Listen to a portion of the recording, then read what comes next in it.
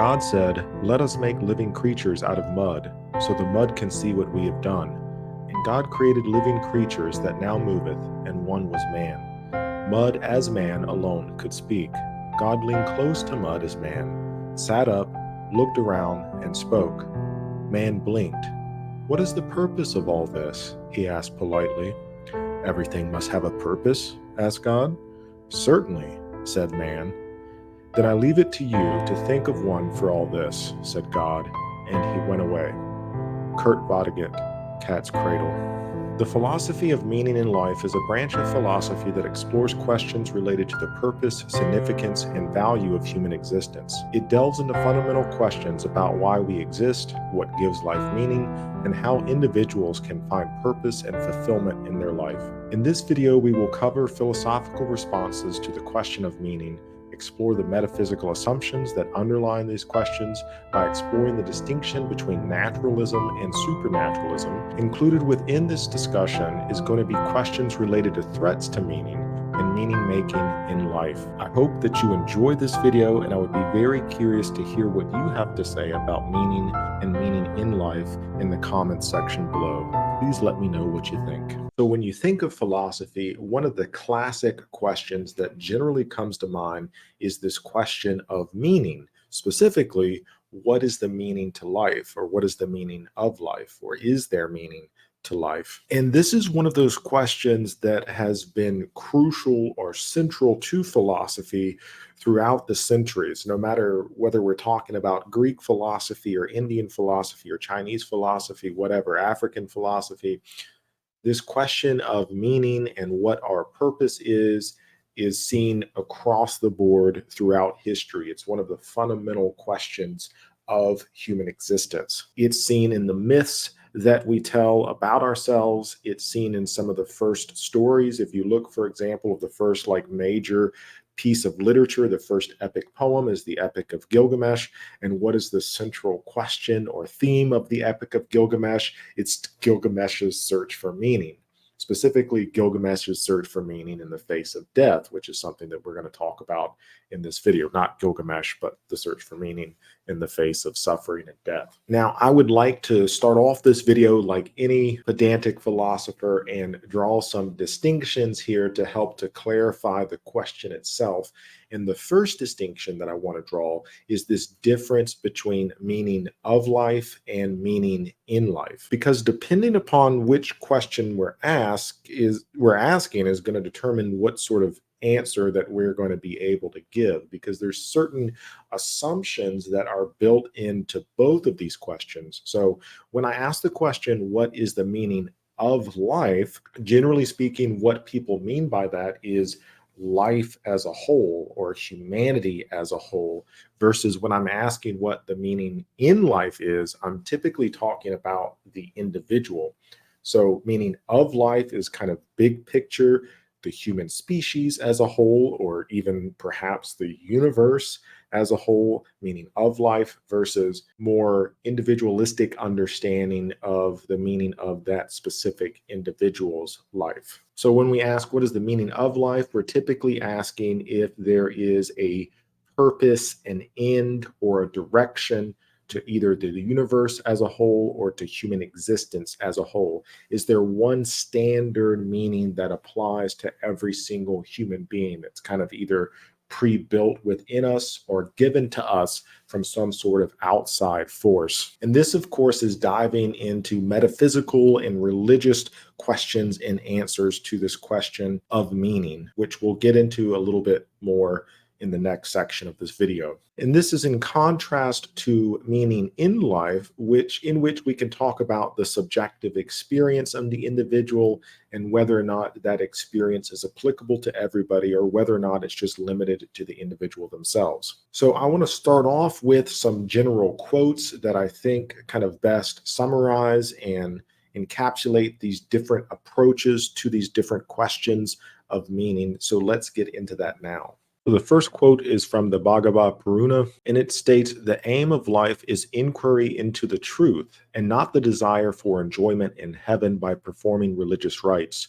Those who possess the knowledge of the truth call the knowledge of non-duality as the truth. It is called Brahma. the highest self. We have another quote here. This is from the New Testament, Ephesians chapter 2, verses 8 through 10.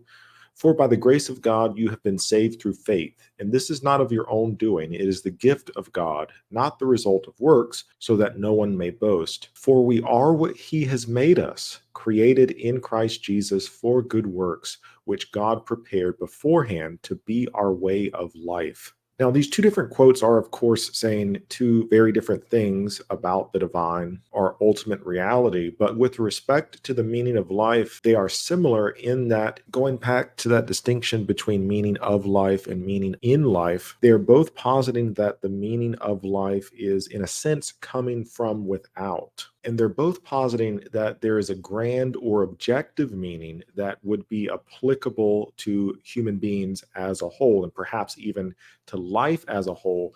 And this is a meaning that transcends individual perspectives. It's larger than the individual. In fact, it's a meaning that unites all individuals. If we're talking about the Purana, then this truth is the truth of reality, the ultimate truth of reality, that behind the veil or the illusions of samsara is the Brahma, is the ultimate oneness of all things. You see this also represented, for example, in the Bhagavad Gita and the trial of Arjuna and his conversation with Krishna. In those first couple of chapters, when Arjuna is concerned about being on the battlefield and doing his duty as a warrior, Krishna tells him that ultimately all these souls are going back to the same place. Ultimately, we're all connected. And so this truth here, this unity of life, is ultimately what we are meant to find out, so to speak. A similar sort of sentiment is expressed, and this is kind of indirect in Ephesians, but especially that last verse there, we are what he has made us. So God has created human beings in a particular way for a particular purpose, implying that our purpose or meaning to our individual life has in some way, shape, or form already been determined by God. So again, meaning of life is in this grand, cosmic, almost in this case, divine sense that has been given to us from without. And this can be placed in contrast with different philosophers who posit a more individualistic or meaning in life perspective. We have a couple of quotes here from some very prominent existentialist philosophers, Albert Camus and Soren Kierkegaard. And this is what Camus has to say in his famous essay, The Myth of Sisyphus. I don't know whether this world has meaning that transcends it, but I do know that I cannot know that meaning and that it is impossible for me just now to know it. What can a meaning outside my condition mean to me? The next quote from Kierkegaard regards the nature of truth. What I really need to get clear about what I must do, not what I must know, except insofar as knowledge must precede every act. What matters is to find a purpose, to see what it really is that God wills that I should do. The crucial thing is to find a truth which is true for me, to find an idea for which I am willing to live and die. So these perspectives, what they both share in common, and again, Camus and Kierkegaard are very different and distinct philosophers, but both here are suggesting that meaning is something that the individual must either create or discover for themselves as they navigate their own existence. And furthermore, that this meaning can vary from person to person, and maybe even with respect to the same person, change over time. Philosophers who explore the concept of meaning in life often examine how individuals find or create purpose in their everyday experiences and action. The most prominent example of this, which I included from in both Camus and Kierkegaard, is from existentialism, which is a school of philosophy that got started in the 19th and proceeded throughout the 20th century, which emphasizes the role of the individual in their choice and responsibility in defining meaning in that individual's own life. And I included Kierkegaard here because oftentimes when we talk about meaning of life, we almost exclusively associate it with religious explanations. But I mean, even religious people like Kierkegaard, who was a Christian, might be inclined to say that what matters more than some standard overall meaning is what the individual's meaning is. Again, in Kierkegaard's own words, there's a specific meaning for Kierkegaard as an individual as opposed to some general bland meaning for human beings as a whole. But speaking about this connection between God or ultimate reality and meaning, let's talk a little bit about some of the metaphysical assumptions that is underlying this question of the meaning of life. Now, if you recall back to my intro video and my intro lecture and overview of philosophy, metaphysics is a branch of philosophy that delves into fundamental questions related to the nature of reality and existence. It explores questions about the nature of being, the relationship between mind and matter, for example, concepts such as dualism, idealism, or more recently, ideas like panpsychism can generally fall under metaphysics and also philosophy of mind. But metaphysics also explores the existence of abstract concepts such as time, space, causality. Metaphysics delves into topics like the nature of reality, what we would call ontology, the nature of knowledge. Epistemology is closely related to metaphysics, and the study of causation and change. It also investigates the concept of substance, the existence of universals and particulars, and the mind-body problem, classically speaking. Now, how metaphysics relates to this question of the meaning of life is that answers to this question can roughly be divided up or split between two different sorts of explanations or two different distinctive camps that have emerged specifically over the 20th century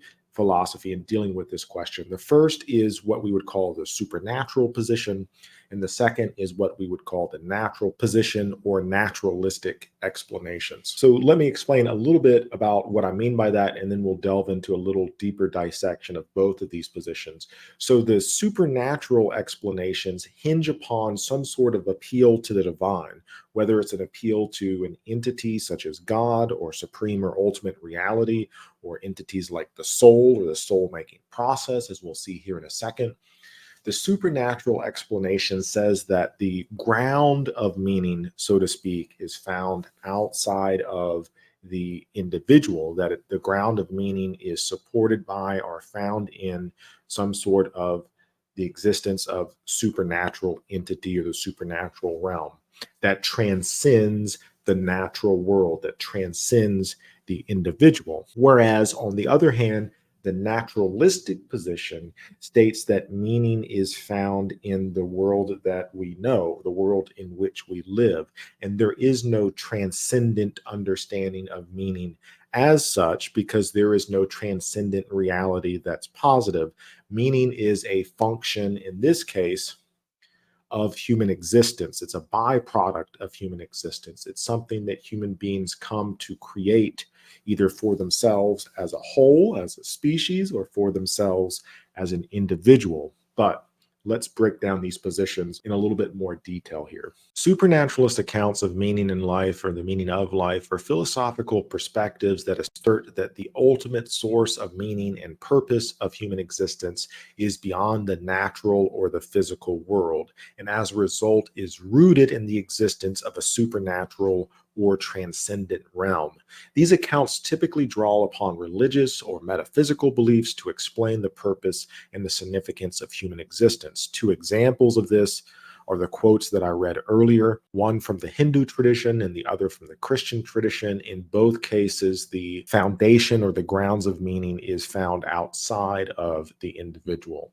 Most Western philosophers have conceived of the spiritual in terms of God or the soul, but as we saw, this can also be conceived of as ultimate reality or Brahma, or even in the Tao, in the case of Taoism in the Eastern tradition. It's important to note here, however, that within supernaturalism, a claim that God or the soul could confirm meaning in life is logically distinct from theism, which is the claim that God or the soul exist. So we're not talking about or debating here the existence of God per se. It's just going to be something that's assumed in these supernatural explanations. As with most philosophical beliefs or systems, there's a bit of a spectrum that we're talking about. And within the supernaturalist position, we kind of have we could call extreme supernaturalism and moderate supernaturalism. So extreme supernaturalism is the position that these spiritual conditions that we're talking about, the existence of God or the existence of the soul, are necessary for any meaning in life.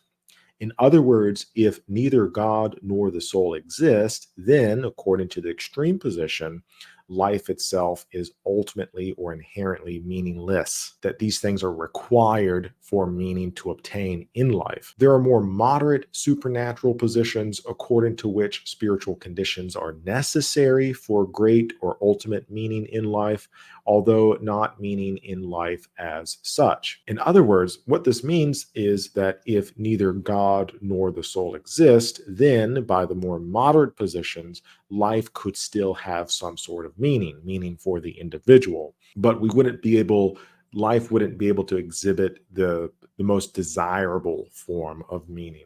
For a moderate supernaturalist, God or a soul would substantially enhance meaningfulness or be a major contribution to the condition of meaningfulness, but meaning is still possible without the supernatural. So meaning on the supernaturalist position is usually associated with some sort of divine purpose or plan. In monotheistic religions like Christianity and Islam, for example, it is believed that God provides the ultimate purpose and significance to human life. Adherents to these religions are often taught that they have a purpose in serving, worshiping, or fulfilling the will of this divine being.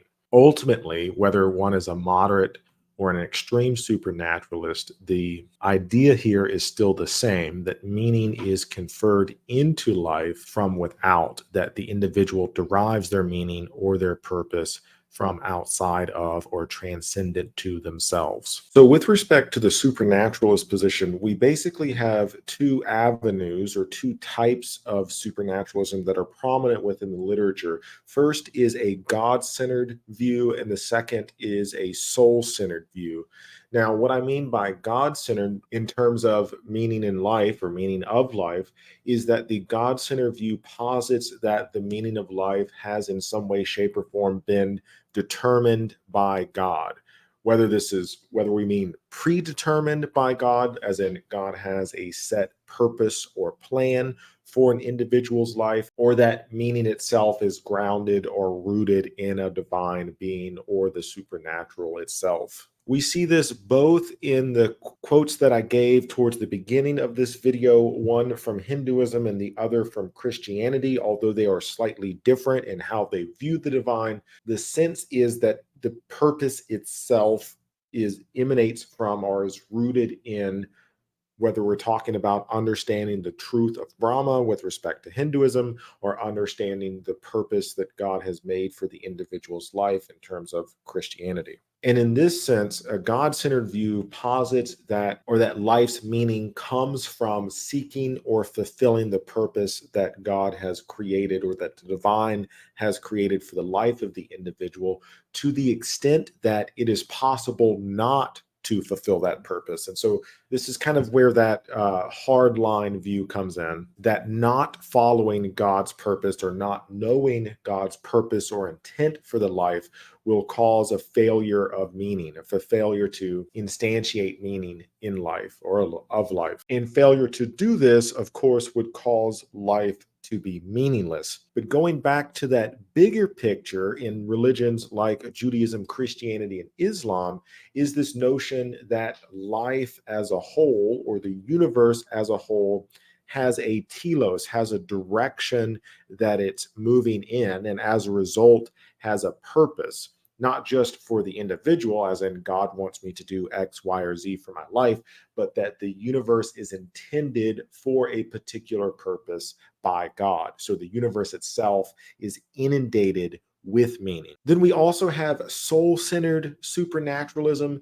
And the emphasis is not so much on the divine in terms of instantiating meaning or basing meaning.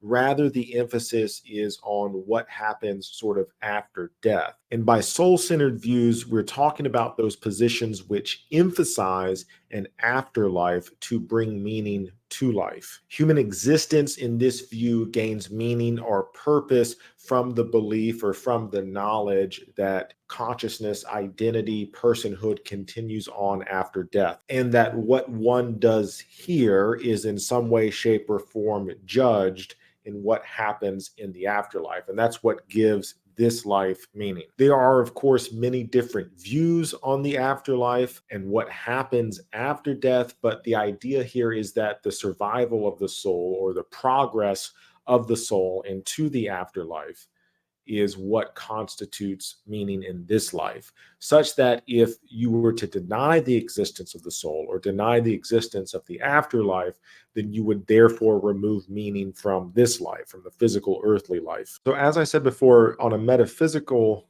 basis, supernaturalism is opposed to naturalism. So, if supernaturalism is the idea that meaning is found or based on the existence of the supernatural realm, naturalism conversely denies that supernatural realm and therefore says that meaning is found elsewhere. Naturalist accounts of meaning in life are philosophical perspectives that assert that the ultimate source of meaning and purpose of human life is grounded in the natural as opposed to the supernatural aspects of human existence.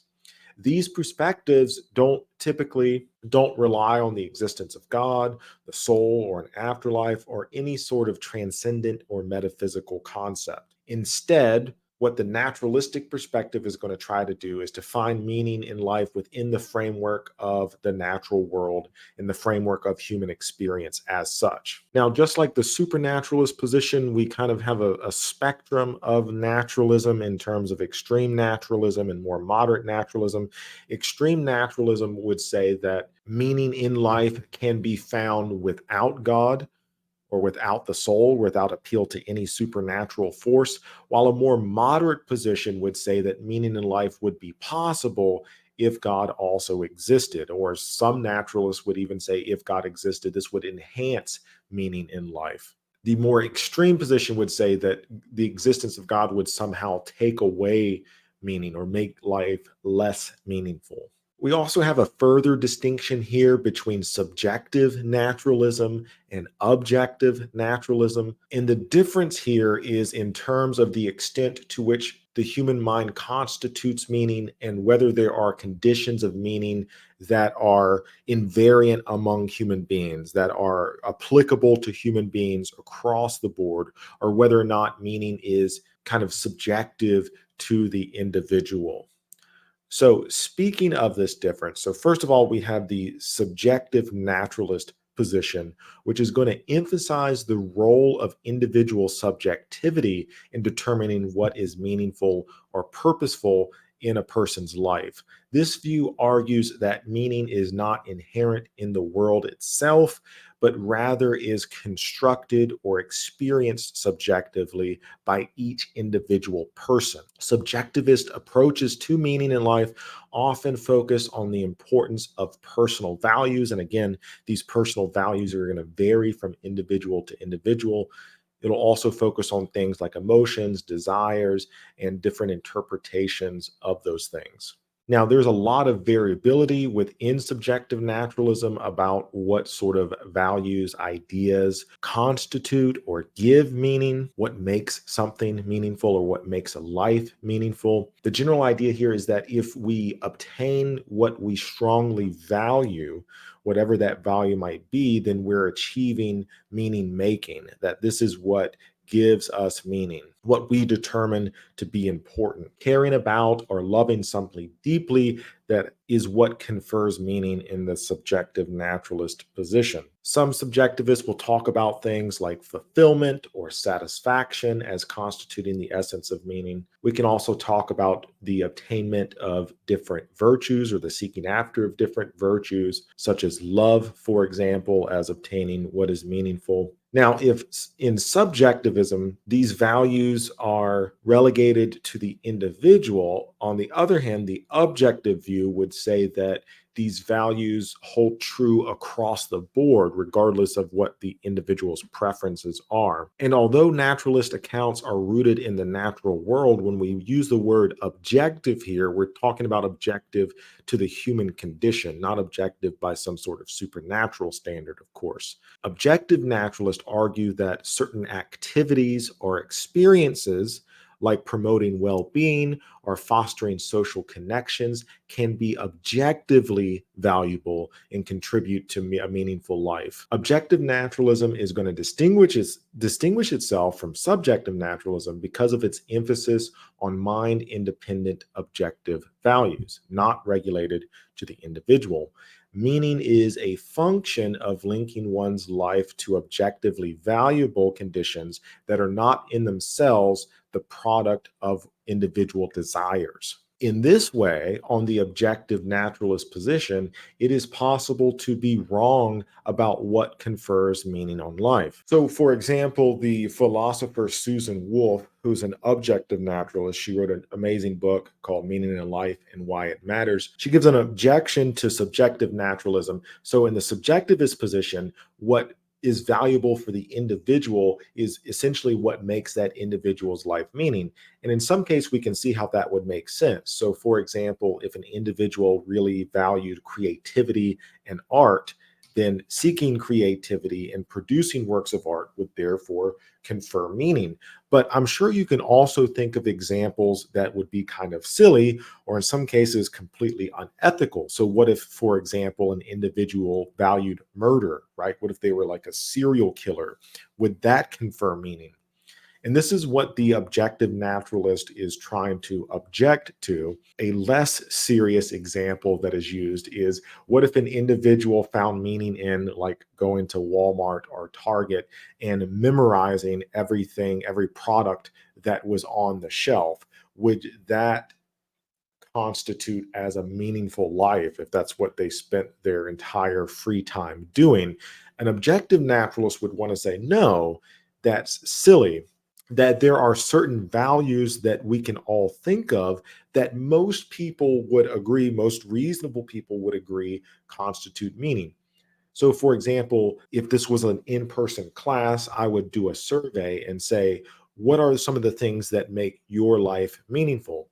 And typically, these fall into different categories. A lot of people say family, a lot of people say romantic relationships, a lot of people say like having a good career that they found value in, that they feel like they're helping other people. So, we could like add community into that. A lot of people are creatives and say that creating art, making music, doing paintings, doing dance is what makes their life meaningful. And so objectivists kind of divide it into these three, Wolf specifically divides it into these three categories: the good, the true, and the beautiful. The good being a life spent pursuing ethical aims, helping one's community, a life dedicated to helping the poor or some sort of social issue, working with homeless, working in medicine where you're caring for people, that would make life beautiful. The true, a life spent seeking knowledge, a life dedicated to research, figuring out some sort of academic problem or social problem on a conceptual level. Or the beautiful, a life dedicated to art or sports. That the objectivists claim that there are certain categories that most people would agree, like, yes, this confers meaning, whereas something like mentally memorizing the category or the contents of shelves at Walmart or Target, not meaningful, right? So within naturalism, we have those two positions: subjective naturalism, objective naturalism. Now we're going to move on to objections to meaning in life or meaning of life. And I want to clarify that this objection applies in different ways to both the supernaturalist position and the naturalist position. And this objection comes in the form of a position that we can kind of roughly call philosophical nihilism. Nihilism is the idea, is the position that there is no inherent meaning in life and that we can also not give meaning to our lives through our own individual effort.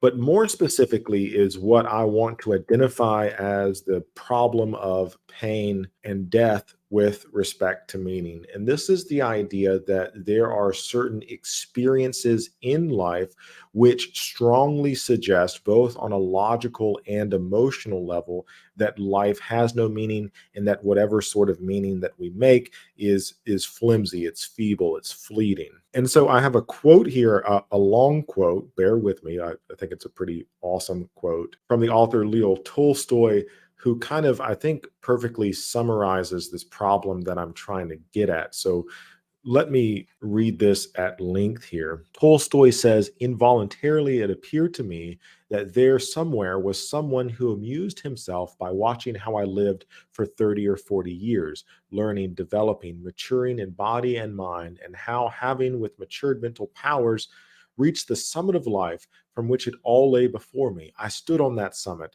like an arc fool, seeing clearly that there is nothing in life and that there never has been and will be nothing, and he was amused. But whether that someone laughing at me existed or not, I was none the better off. I could give no reasonable meaning to any single action or to my whole life.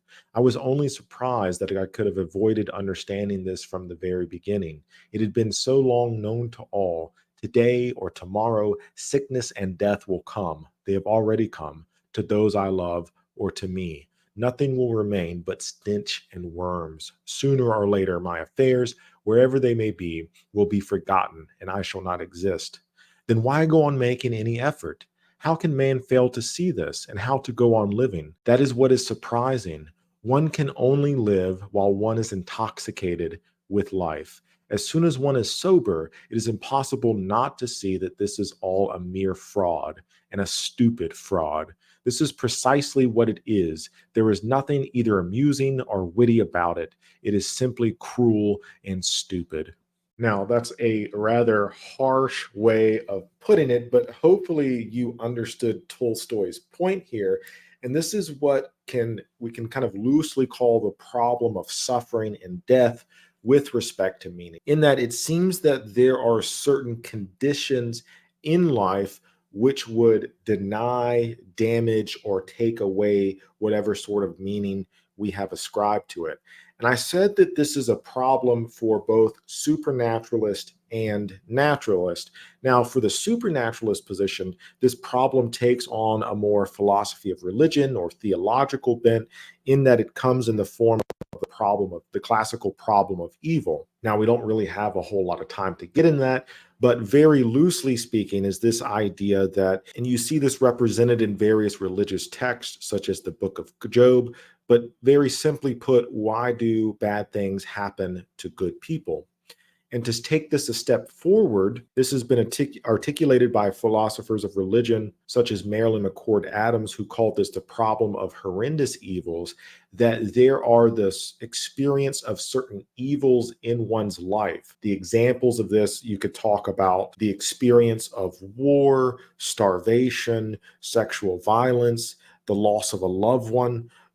There's numerous different tragic experiences, but Adams says that the experience of these evils threaten to engulf or remove whatever sort of meaning one has, even if one believes in God. So even if we take a more God-centered or soul-centered position, that there are certain things which would lead us to believe that God does not have a purpose for our lives, or that their God has not established any inherent meaning in life. Or if we take a soul-centered position, the philosopher of religion John Hick posited a soul-making theodicy, that the experience of moral evils or the experience of evils in our life kind of builds up our moral character, kind of strengthens our soul, so to speak. But the objection here is that there are some things that don't strengthen us. There are some things that don't make us stronger, and that could in fact permanently hurt or permanently damage us,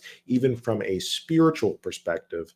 And from the naturalist, the problem here is whether or not the reality of death swallows up any meaning.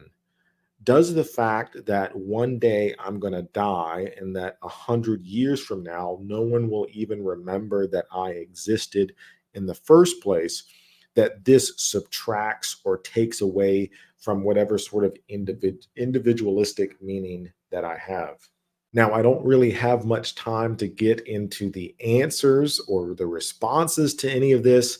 I just want to raise the fact that we have these two different positions, but then we also have this fundamental problem facing meaning making, whether we're taking a naturalist or a supernaturalist position, and that problem being the problem of pain or death. Does the experience of pain and the experiences of certain type of pain remove or subtract from the type of meaning that we can ascribe to life? Okay, that's all I got for this video today. I would be very curious to hear what you think of all of this. Let me know in the comment section, and I will see you all next time.